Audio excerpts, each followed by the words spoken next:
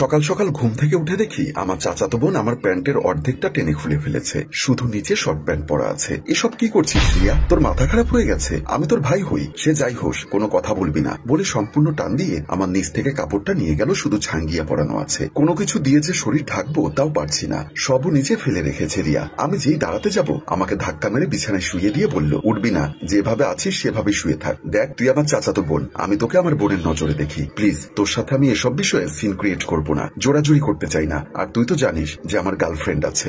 রিয়া এবার কোনো কথা না বলে ওর শরীর থেকে জামাটা খুলে ফেললো। আমার চাচাতো বোন দেখতে একদম পরীর মতো সুন্দর, ওর দিকে চোখ তুলে তাকানো যায় না, এতই সুন্দর। বাবা মায়ের একমাত্র মেয়ে, একে তো শরীরে বিশেষ অঙ্গ দেখা যায়, আবার ওর দিকে চোখ তুলে তাকানো যায় না ওর সুন্দরের জন্য। নিজেকে কন্ট্রোল করতে চেষ্টা করছি কিন্তু কিছুতেই পারছি না, কেমন যেন ওর প্রতি আমার একটা লোভ লেগে গেল। রিয়া কিছু বলার আগে সবকিছু ভুলে ওকে জড়িয়ে ধরে কিস করতে লাগলাম। প্রায় 1 ঘন্টা পর আমার মনে হলো আমি কার সাথে কি করছি। আমি বিছানা থেকে লাফ দিয়ে উঠে সরাসরি ওয়াশরুমে চলে গেলাম। গোসল শেষ করে দেখি রিয়া আমার বিছানায় শুয়ে আছে। কিছুক্ষণ আগের কথা মনে হতেই, প্লিজ তোর পায়ে পড়ি, এভাবে আমার বিছানায় শুয়ে থাকিস না, আমি নিজেকে কন্ট্রোল করতে পারি না। আমি তো আজকে এভাবেই থাকবো, কোথাও যাবো না। দেখি তুই কিভাবে আমার থেকে দূরে থাকিস, আমার আরো লাগবে। আমি ওকে বিছানা থেকে তুলে জোর করে একটু দূরে বসিয়ে দিলাম। তারপর আমি বিছানার এক সাইডে বসে কান্না করছি। রিয়া আমার কাছে এসে আমাকে জড়িয়ে ধরে বলল, কি হয়েছে তোর, এভাবে কান্না করছিস কেন? এটা তুই আমার সাথে করতে পারলি? এখন আমি মিতুকে কি জবাব দিব বল? কিসের মিতু? কোথাকার মিতু? আমি মিতুর চেয়ে কম নাকি? আমার দিকে তাকিয়ে বলতো আমি কোন দিক থেকে দেখতে অসুন্দর? বল আমার কি নেই?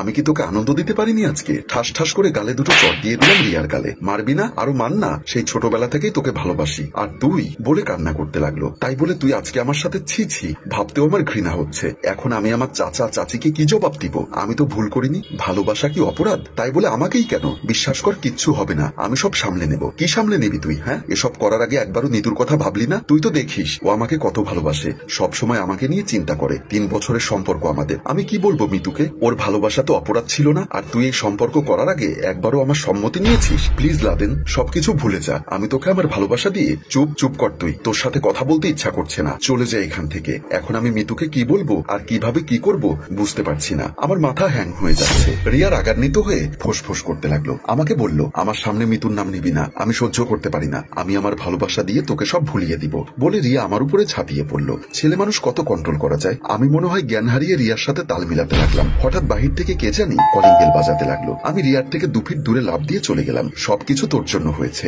বাহির থেকে মনে হয় বাবা মা দাঁড়িয়ে আছে। এখন কি হবে? আরে আমাদের পরিবারের সবাই নানুর বাড়িতে গেছে আমার বিয়ের ব্যাপারে কথা বলতে, আর এইদিকে আমি আমার কাজ সেরে ফেললাম, তোরে আমার করে নিলাম। একটু পর পর কলিং বেল বাজতে লাগলো। রিয়া আমার টাওয়েলটা পরে চলে যাচ্ছে। কি করছিস? কেউ যদি আসে পরে কি হবে ভেবে দেখেছিস? এত ভয় পাস কেন? কেউ আসবে না, আসলে হয়তো আমার বান্ধবীরাই আসতে পারে, এত চিন্তা করিস না। তুই আমার সাথে আজকে যা করলি কেউ যদি জানতে পারে? চুপ থাক বলে রিয়া চলে গেল। হঠাৎ আমার কানে আসলো বাহিরের কিসের চেঁচামেচির শব্দ শোনা যাচ্ছে। তাড়াতাড়ি রিয়ার ওড়নাটা দিয়ে শরীর থেকে বাহিরে উকি দিয়ে দেখি আমার আব্বা আমার চাচি রিয়ার মা দাঁড়িয়ে আছে। রিয়াকে আমার বাবা কথা শোনাচ্ছে, কিন্তু ওরা তো আজকে খালার বাসায় যাওয়ার কথা, তাহলে এখানে কেন? আমাকে দেখে চাচি দৌড়ে ঘরের ভেতরে আসলো। তোমাকে আমার ছেলের মতোই দেখতাম, কিন্তু তুমি আজকে আমাদের না থাকার সুযোগ নিলে। আমি তো বলতেই ঠাস ঠাস করে বাবা দুটো চট দিয়ে বলল, কি করলি আজকে তুই? ছি ছি, এখন তোকে নিজের ছেলে বলতে ঘৃণা হচ্ছে। চাচি বলে উঠল, অনেক হয়েছে আর না, আমি বুঝে গেছি তোমার ছেলেকে আমার মেয়ের পেছনে লেলিয়ে দিয়ে এখন ভালো সাজা হচ্ছে। বিশ্বাস করো বোন। রিয়া বলল, মা আমি চুপ, কোনো কথা বলবি না, তোর জন্য এখন আমার মান সম্মান সব শেষ হয়ে যাচ্ছে। চাচি আমাকে ইচ্ছা মতো মারতে লাগলো। আব্বা বলল,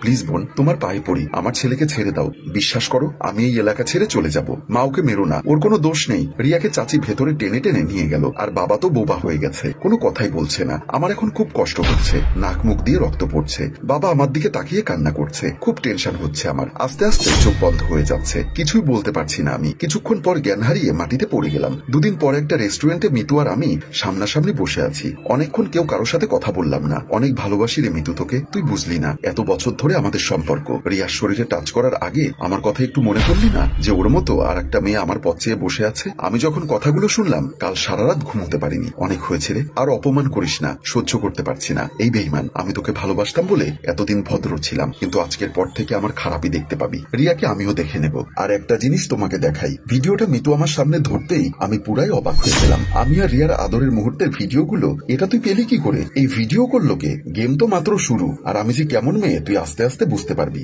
এতদিন ছিলাম অন্ধ।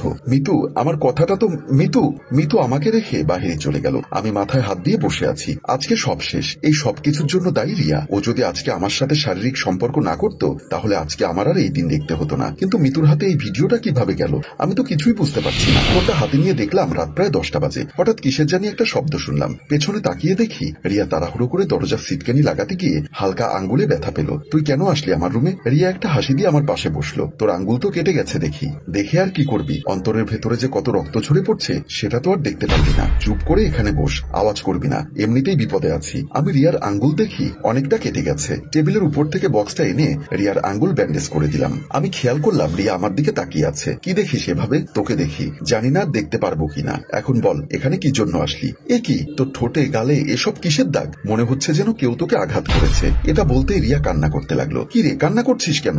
আম্মু আমাকে জোর করে পিল খাওয়াতে চেয়েছিল, আমি খাইনি, তাই জোড়াজুড়িতে ঠোঁটে গালে দাগ হয়ে গেছে। দেখ রিয়া, এটা কোনো ছেলে খেলা না। আমি তোকে বোঝাই তাহলে বুঝবি। তুই আর কি বোঝাবি? আগে আমাকে ভাইয়া বলে ডাকতি, কত মধুর ডাক ছিল। কিন্তু কেন তুই এমন হলি সেটা আমি জানি না। তুই একটা বিষয় চিন্তা করে দেখেছিস তোর জন্য আজকে কি হয়েছে? ওই মুহূর্তের সময় ভিডিও ধারণ করলো কে? সেটা আবার মিতুর কাছে কিভাবে গেল? আমি করেছি, মিতুকে আমি পাঠিয়েছি। মিতু যাতে তোকে ঘৃণা করে, সবকিছু আমি করেছি। তুই কোনো দোষ করিসনি মনে হয়? দেখ তুই দেখতে একদম পরীর মতো সুন্দর, কোনো ছেলে তোকে দেখে মুখ ফেরাবে না। তার উপর উলঙ্গ শরীর নিয়ে যদি আমার সামনে দাঁড়িয়ে থাকিস, তুই এখন নিজেই বল তখন কি আমার নিজেকে কন্ট্রোল করার মতো কোনো শক্তি থাকে? আমি জানি তুই আমাকে ভালোবাসিস না, তাই আমাকে এই পথ অবলম্বন করতে হয়েছে। দেখ রিয়া, এটা কোনো ছেলে খেলা না। সারা জীবন তোকে বোনের নজরে দেখেছি, কিভাবে তোকে এখন বউয়ের নজরে দেখব? তুই বল। আমি চাই যা হয়েছে সব ভুলে যা, চাচির দেওয়া ছেলের সাথে বিয়ে করে জীবন সুন্দর করে সংসার সাজা। তোর জন্য আমি আর কি বললে তোকে ভালোবাসার প্রমাণ দিতে পারবো? তুই বল। সত্যি আমি তোকে ভালোবাসি। দেখ আমার কোনো বোন নেই, তোকে ছোটবেলা থেকে আমি বোন ভাবতাম। আজ তুই পরিকল্পিত ভাবে